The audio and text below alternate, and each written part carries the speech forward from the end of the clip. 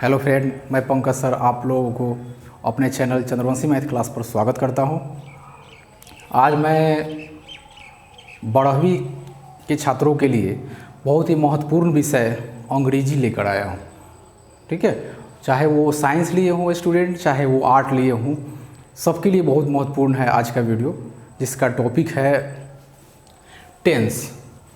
ठीक है, अंग्रेजी विषय में टेंस बहुत ही महत्वपूर्ण है ग्रामर सेक्शन से, जिसमें आप लोगों को जो एग्ज़ाम का जो पैटर्न चल रहा है उसमें आपको 8 से 9 क्वेश्चन टेंस से आपको पूछा करता है। टेंस से पूछता है, कुछ ट्रांसलेशन भी ऑब्जेक्टिव, क्योंकि सारा खेल तो अब ऑब्जेक्टिव का हो गया है, क्योंकि 50% आपको तो ऑब्जेक्टिव ही दे रहा है। तो चाहे वो साइंस हो चाहे आर्ट हो, सबके लिए बहुत महत्वपूर्ण है। तो देखिए इस वीडियो को। देखिए टेंस में हम लोग जो हैं बेसिकली जो पूर्व का नॉलेज है, बेसिक हम लोग जानते हैं। चाहे उम्मीद करता हूं कि आप लोग 12वीं में हैं तो बेसिक जरूर जान रहे होंगे कि यहाँ पे पहला हमारा है टेंस में कितने रूप आपका है, 3 रूप है। पहला आपका है प्रेजेंट टेंस, जिसको हम लोग हैं, हो, हूँ, हैं, ये सब जो लास्ट में जो रहता है उससे हम लोग इसकी पहचान कर लेते हैं कि हमारा किस है, प्रेजेंट टेंस में है। दूसरा आपका इसका है पास्ट टेंस। पास्ट टेंस में जो होता है, पास्ट टेंस में इसमें था, थे, थी इत्यादि ये सब जब लगा रहे सेंटेंस के अंत में तो हम लोग समझ जाते हैं कि हमारा क्या है, पास्ट टेंस में। तीसरा आपका है फ्यूचर टेंस। फ्यूचर टेंस में आपका गा, गे, गी ये सब आपका रहे तो हम लोग समझ जाते हैं कि ये हमारा क्या है, फ्यूचर टेंस की बात करता है। लेकिन आज हम लोग केवल प्रेजेंट टेंस के बारे में पढ़ेंगे। ठीक है, एक वीडियो में तो कवर नहीं हो पाएगा, तो हम लोग केवल प्रेजेंट टेंस की बात करेंगे आज। तो प्रेजेंट टेंस में, प्रेजेंट टेंस का भी अब हम लोगों का प्रेजेंट टेंस में देखते हैं कि ये प्रेजेंट टेंस है, उसमें भी 4 रूप होता है। कितने रूप होते हैं? 4 रूप। पहला आपका होता है सिंपल प्रेजेंट, ठीक है। दूसरा है प्रेजेंट इम्परफेक्ट या कंटिन्यूअस। तीसरा है आपका प्रेजेंट परफेक्ट, और चौथा है प्रेजेंट परफेक्ट कंटिन्यूअस। तो इनमें, इन चारों में से भी हम लोग क्या करेंगे इस वीडियो में, ये पहला ही हम लोग पढ़ेंगे। पहला आपका क्या है, सिंपल प्रेजेंट। तो इस पे हम लोग ध्यान देंगे। ठीक है, तो सिंपल प्रेजेंट में हम लोग ध्यान देते हैं कि सबसे पहले होती है पहचान। सबसे पहले जब तक जान पहचान नहीं होगा तो कैसे जानेंगे कि ये कौन सा सेंटेंस है, इसलिए पहचान बहुत ज़रूरी है। तो पहला आपका यहाँ पे क्या है, पहचान का नियम। कैसे जानेंगे क्यों? तो सीधा समझिए कि जिस हिंदी वाक्य क्रिया के अंत में ता, ते, ती ये सब लगा रहता है तो हम लोग समझ जाते हैं कि ये हमारा कौन टेंस में है, सिंपल प्रेजेंट में है। ध्यान रखिएगा स्टूडेंट, क्रिया के अंत में क्या होता है, क्रिया के अंत में होना चाहिए।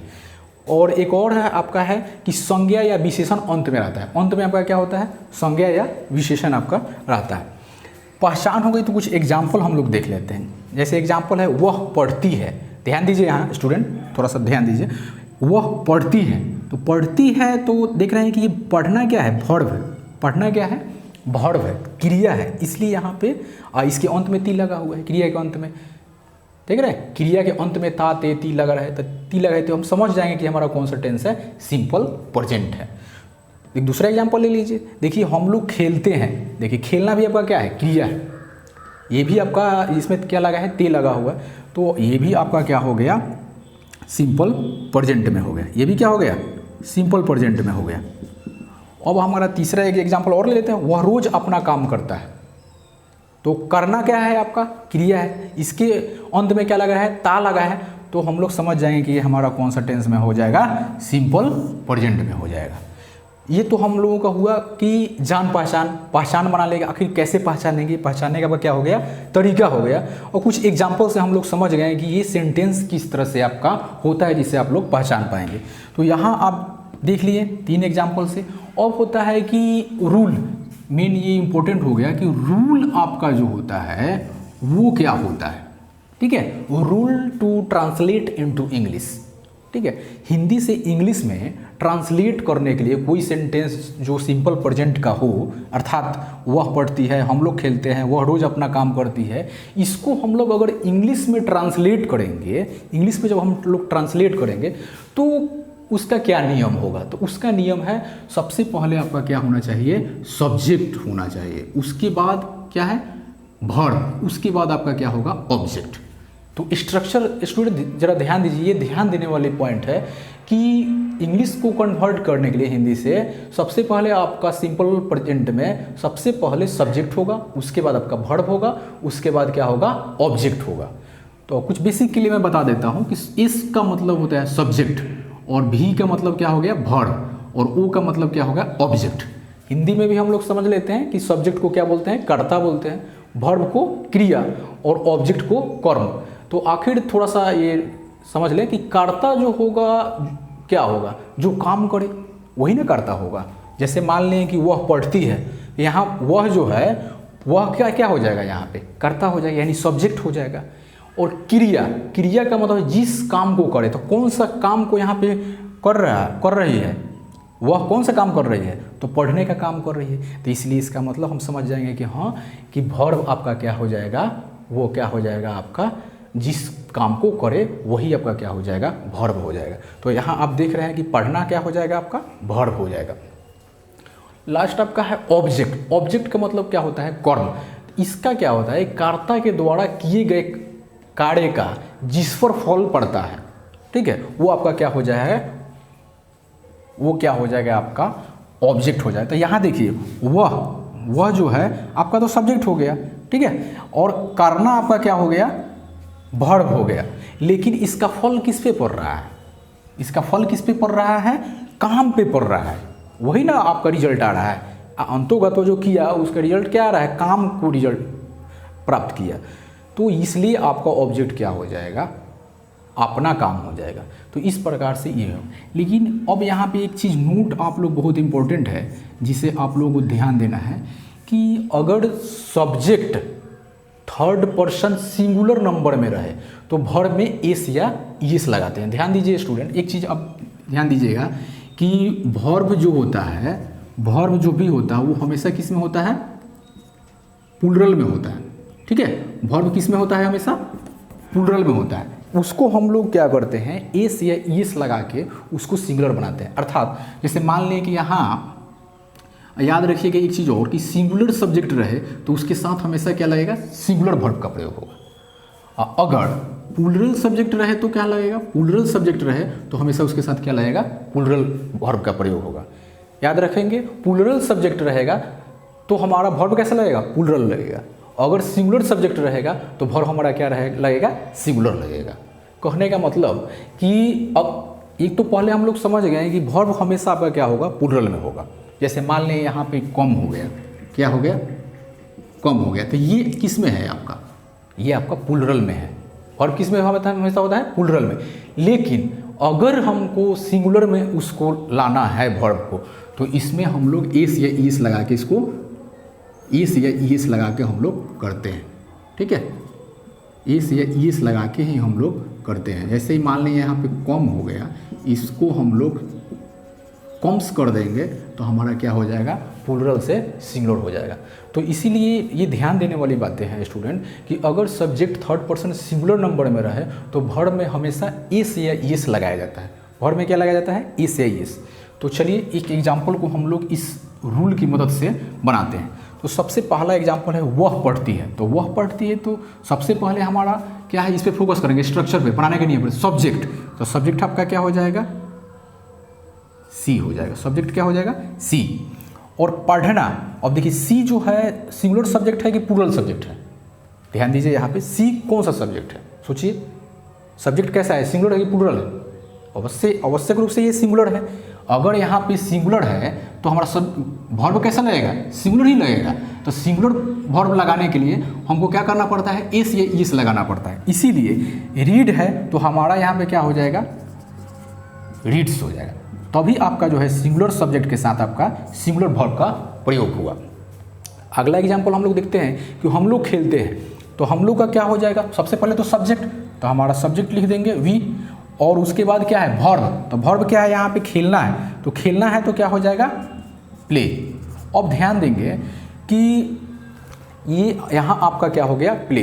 तो हम लोग ये सब क्या होता है प्लूरल सब्जेक्ट होता है, इसलिए वर्ब हमेशा क्या लगेगा प्लूरल, इसीलिए यहाँ एस या एस आपका नहीं लगा, इसलिए वी प्ले हो गया। एस एस यहाँ पे लगाएंगे नहीं लगाएंगे, क्योंकि यहाँ पे प्लूरल सब्जेक्ट है, इसीलिए हमारा क्या लगेगा यहाँ प्लूरल वर्ब, क्योंकि ऑलरेडी हम बता चुके हैं कि वर्ब जो होता है हमेशा आपका किस में होता है प्लूरल में होता है, इसीलिए सिंगुलर है उसके साथ सिंगुलर वर्ब, प्लूरल है तो इसके साथ प्लूरल वर्ब। अब तीसरा एग्जाम्पल हम लोग लेते हैं, वह रोज अपना काम करता है, तो वह है तो क्या हो जाएगा आपका ही। उसके बाद सब्जेक्ट का काम आपका हो गया। देखिए अब आप घबराइए नहीं, इस स्ट्रक्चर की मदद से एकदम आप अपने आप माइंड को क्लियर कीजिए। सब्जेक्ट है तो सबसे पहले हम सब्जेक्ट रख दिए ही, उसके बाद आप क्या कह रहा है भी कह रहा है, तो भी आपको कह रहा है तो भी आपका क्या है काम, अपना काम करना, तो करना ये क्या होता है डू होता है। अब आपको ध्यान देना होगा कि ही जो है वो कौन सा पर्सन है। नोट में भी आप जानते हैं कि अगर subject third person singular number में रहे तो वर्ब में एस एस लगाया जाता है। तो आप देख लिए कि वर्ब कौन सब्जेक्ट कैसा है थर्ड पर्सन में है, वो भी कौन सा है सिंगुलर में है, तो इसलिए आपका क्या हो जाएगा ही के साथ डज हो जाएगा, ठीक है। और है उसके बाद क्या है आपका है ऑब्जेक्ट है, तो ऑब्जेक्ट हमारा क्या बच रहा है अपना काम, क्या है अपना काम, तो ही है तो इसलिए क्या हो जाएगा ही का ही हो जाएगा, और काम का क्या होता है वर्क, तो ये क्या हो गया वर्क हो गया। उसके बाद है रोज। देखिए समय जो होता है उसको हम लोग बाहर की तरफ रखेंगे, समय जब भी रहे दिया रहे उसको हम लोग कहाँ फेंकेंगे बाहर की तरफ, तो रोज है तो डेली DAI डेली, ये बाहर की तरफ हम लोग कर देंगे। इस प्रकार से आपका ये तीनों एग्जाम्पल क्लियर हो गया। एक चीज़ और स्टूडेंट सबको कन्फ्यूजन क्या होता है कि उसको समझ में नहीं आता है, जैसे मान लें कि कहता है कि सर अच्छा ये बताइए आप कि एस तो एस लगता है तो समझ में आ गया, लेकिन अब कहाँ एस लगेगा कहाँ एस लगेगा, ये भी तो एक समझने वाली बात है ना, कहाँ एस लगाए हम, स्टूडेंट को कन्फ्यूजन हो जाता है। तो ध्यान दीजिए स्टूडेंट कि जनरली जो होता है यूज, जैसे मान यहाँ देखते हैं हम लोग यूज ऑफ ईएस, ईएस कहाँ कहाँ लगेगा, तो ईएस देखिए ध्यान रखिए ये आपको कि अगर किसी वर्ब के अंत में ओ रहे, एक्स रहे, एस रहे, एसएच रहे, सीएच रहे तथा जेड लगा रहे तो ईएस लगाकर उसे सिंगुलर बनाया जाता है, क्योंकि ऑलरेडी हम जानते हैं वर्ब हमेशा किस में रहता है प्लूरल में रहता है, वर्ब किस में रहता है हमेशा प्लूरल में रहता है, तो इसको तो सिंगुलर बनाना है हमको। तो यहाँ पे गो है तो गो है तो देखिए अंत में ओ आ गया, इसका मतलब इसके साथ ईएस लग गया। मिक्स है, क्या है आपका मिक्स है, तो मिक्स है तो एक्स लास्ट में आ गया ना, देखिए स्टूडेंट एक्स आ गया ना यहाँ पे, तो एक्स आ गया तो हमारा क्या हो जाएगा मिक्सेज हो जाएगा, ईएस लग गया। अब ध्यान दीजिए यहाँ पे स्टूडेंट टीच है, सीएच लास्ट में क्या आ गया सीएच, तो इसलिए टीचेज हो गया। बज है, बज तो जेड आ गया, क्या आ गया जेड लास्ट में वर्ड में आ गया वर्ब में, तो इसलिए हम लोग क्या लगा दें यहाँ ईएस लगा दिए। पास है, पास ठीक है डब एस लास्ट में आ गया तो इसलिए हम लोग क्या कर दिए पासेज कर दिए। पुश आ गया, देखिए एसएच, देखिए एसएच है तो हमारा क्या हो गया पुसेज हो गया। तो इस तरीके से आप थोड़ा सा आपका क्लियरिटी हो जाएगा कि हाँ ये सबको कहाँ कहाँ लगाना है। थोड़ा सा पॉइंट है इसको आप लोग ध्यान में रखिएगा, और बाकी सब तो एस लगाना ही है, लेकिन कुछ खास जो वर्ड है जिसके अंत में ये रहे तो वहाँ क्या लगा देंगे येस लगा देंगे, ठीक है। अब एक चीज़ और होता है, कभी कभी क्या होता है कि कोई सेंटेंस कोई वर्ड में आपका लास्ट में वाई रहता है, जैसे TRY रहे, ये आपका किस में प्लूरल है, इसमें आपका प्लूरल है, सिंगुलर बनाना है, तो सिंगुलर बनाने के लिए हम जानते हैं कि एस या एस लगाते हैं। तो एक चीज़ ध्यान रखिए स्टूडेंट कि अगर कोई वैसा आपका सेंटेंस चाहे सॉरी सेंटेंस बोल वैसा वर्ड जिसके अंत में क्या हो वाई लगा हो, तो वाई को हम लोग आई में बदल कर और ईस लगा देते हैं। जैसे वाई है तो इसको हम लोग कर देंगे TRI, वाई को किसमें बदल देंगे आई में और ईस लगा देंगे। यानी कि अगर कोई वर्ब के अंत में वाई रहे और उसके पहले कॉन्सोनेंट जरूर होना चाहिए, ये ध्यान रखेंगे स्टूडेंट। अगर वाई रहे उसके पहले कॉन्सोनेंट रहे तो अंत वाला जो वर्ड है, अंत वाला जो लेटर है वाई है वो आई में बदल जाएगा और आई में बदल कर ईस लगा देते हैं। ये महत्वपूर्ण है, कभी कभी इसको ध्यान में रखिएगा आप लोग। चलिए इस तरह से कि ये आप लोगों के लिए महत्वपूर्ण वीडियो था, जो बोर्ड से संबंधित 12वीं के छात्र जो भी हैं, चाहे वो साइंस लिए हैं आर्ट्स लिए हैं, उनके लिए एक बहुत महत्वपूर्ण वीडियो है। तो इसको ध्यान से देखिए। मैं आशा करता हूँ कि आप लोग पूरी तैयारी के साथ लगे हुए हैं। मेरी कोशिश है कि आप लोगों की तैयारी और अच्छी हो। मैं इसलिए इससे संबंधित और रेगुलर वीडियो मैं लाता रहूँगा, और कम से कम ये आप लोगों को अच्छा लगे तो अपने फ्रेंड सर्कल में शेयर कीजिए और सब्सक्राइब कीजिए, और हो सके तो बेल आइकन दबा लीजिए, ताकि उसी से भी तो पता चलेगा ना कोई नया वीडियो आपके लिए आ रहा है। धन्यवाद।